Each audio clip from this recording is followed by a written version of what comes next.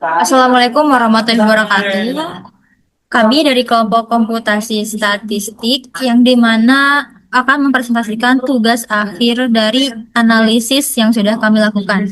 Di sini saya Asri Sabila Putri dan juga bersama dengan teman rekan saya yaitu Latifah Fauzia.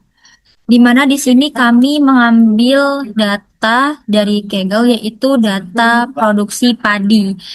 Dan di mana di sini kami akan menganalisis dengan menggunakan single moving average, double moving average, dan juga pemodelan ARIMA. Dan begitu juga kami akan kalkulasi data menggunakan regresi linear berganda menggunakan Excel. Dan begitu juga kami akan menggunakan plot ACF dan juga PACF untuk bisa mengidentifikasi modelnya gitu. Jadi kami akan membandingkan bagaimana perbedaannya dari grafik yang ada di single moving average dan juga double moving average gitu. Dan di sini kami memakai kata kuncinya yaitu produksi padi, time series, moving average, ARIMA, peramalan, dan juga penggunaan dari R sendiri gitu. Lalu yang pertama di sini adalah kalkulasi data dengan regresi linear berganda di Excel. Yang dimana selanjutnya hal ini akan dijelaskan oleh rekan saya itu Latifah Fauzia. Oke, jadi di sini saya Latifah Fauzia. Oke, di sini saya Latifah Fauzia akan melanjutkan penjelasannya terkait kalkulasi data dengan regresi linear berganda di Excel. Jadi yang di sini adalah ada beberapa rumus yang kita pakai. Lalu di sini kita fokus untuk mengambil sebuah data di produksi. Jadi kenapa di sini luas panen, curah hujan, dan kelembapan suhu rata-rata kita mulai dari X1, X2, X3, dan juga X4. Dan di bawah adalah hasil sigma yang sudah terhitung. Oke. Jadi kalau saya dengan regresi linear berganda di Excel, di sini kita mulai dari X1Y sampai dengan X3, X4. Ini adalah beberapa hasilnya dan di bawah juga adalah hasil sigma dari hasil di atas. Selanjutnya ada di sini adalah rumus. Kita lanjut aja. Nah, di sini kita ngambil dengan cara menggunakan matriks. Kenapa bisa hasilnya? Kenapa bisa mendapatkan matriks A? Di sini kita kembali lagi dengan rumus. Nah, kita bisa lihat dari rumus ini. Nah, untuk bisa kenapa di matriks A itu hasilnya segitu, kita menggunakan dari rumus mulai dari A kali N plus sampai dengan B 4 sigma X42. Jadi kita menggunakan rumus ini. Oke, kita dari hasil matriks B. Di sini kita menggunakan rumus intersip dan juga koefisien B4. Lanjut. Nah, di sini adalah hasil dari matriks A1, matriks A2, matriks A3, matriks A4, dan juga matriks A5. Ini adalah hasilnya.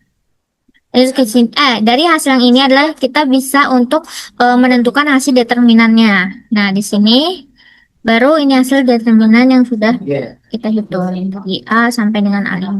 Nah, ini untuk untuk mencari A, yaitu dengan rumus det A1 atau det A2. Nah, ini hasilnya. Sama seperti jadi dari A1, B1, B2, B3 sampai dengan juga B4. Dan di sini adalah hasilnya. Hasil dari untuk mencari ini semua. Dan dari sini dari sesuai analisis yang ada, ini adalah hasilnya yang dari analisis tersebut, dan ternyata hasil datanya adalah stabil dan juga sesuai. Dan di sini adalah model regresi berganda. Lanjut, di sini kita ke hasil analisis di pemrograman R. Kita akan mengambil fokus saja ke data Aceh. Jadi kita buat data baru di sini, data Aceh, dengan kita pisahkan. Terus di sini di TS Aceh adalah kita mengambil mulai dari 1993 dengan frekuensi 1 tahun ke depan. Dan ini hasil grafiknya. Lalu di sini adalah tim serisnya. Lanjut ke double moving average. Di sini kita ngambil data dari ESB. Kita mulai dari 1993 dengan frekuensi 1 tahun ke depan. Ini adalah hasil forecastingnya dan di sini adalah hasil grafik dari sebuah datanya. Lanjut ke sini karena kita sebelumnya mengambil apa? Karena kita sebelumnya itu dari data ISB itu dari H10. Jadi kayak kita ngambil dari 10 tahun ke depan. Nah, ini hasil forecastingnya dari 10 tahun dari 2020 sampai dengan 2030. Dan ini adalah kita bisa melihat hasil errornya di sini. Kita bisa melihat error dari hasil forecasting itu tersebut. Nah, jadi di sini kita akan menentukan double exponential smoothing gitu. Yang dimana tadi udah diketahui kalau dari data ESB-nya dia masih sama dengan data DIS-nya, tapi di sini kita akan melihat dari time series-nya gitu. Dengan sama juga dengan frekuensi selama 1 tahun. Dan ini tetap sama grafiknya sama dengan dari data ISB yang di awal tadi. Lalu di sini kita akan melihat di mana di bagian holdnya gitu. Jadi di sini saya menamakannya dengan model DIS. Jadi di sini bisa dilihat point forecastingnya yang di mana tetap memakai H sampai dengan 10. Jadi bisa dilihat di sini forecastnya dari tahun 2020 sampai 2030. Kalau dia memakai data DIS itu lebih dominan arahnya itu dia lebih ke atas untuk forecastingnya. Dan di sini untuk akurasi dari error kalau misalnya kita memakai forecast dengan model DIS. Nah, dari pemodelan ARIMA yang kita lakukan, yang pertama kali adalah dengan visualisasi ACF. Dan ini penting banget karena setelah dari kita melakukan ESB sampai DIS itu, lalu kita akan melakukan data terdifferencing. Dan ini kami lakukan dari tahun 1993 dengan frekuensinya 1 tahun. Dan berikut adalah hasil visualisasi dari ACF yang sudah kami lakukan. Dan selanjutnya ini visualisasi PACF.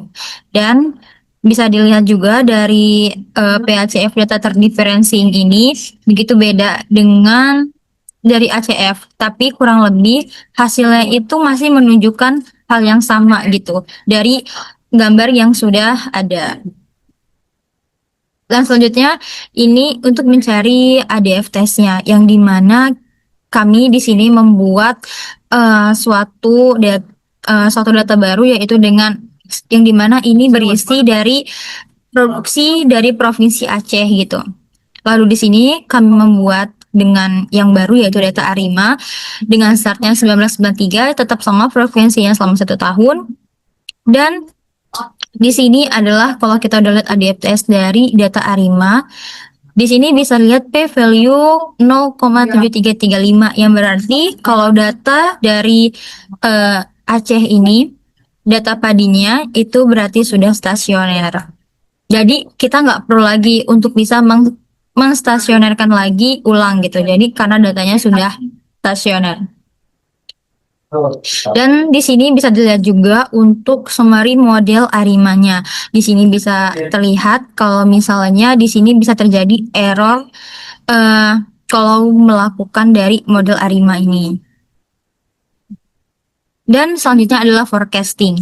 Dan ini hasil forecasting dari perhitungan pemodelan ARIMA-nya. Dan karena di sini kita pakai forecasting ARIMA 322, jadi bisa terlihat kalau grafik dari awal dari ISB sama DIS itu berbeda dengan dari forecasting dari pemodelan ARIMA, yang dimana ternyata dari grafiknya sendiri forecast ARIMA 322 itu hasilnya lebih ke naik turun.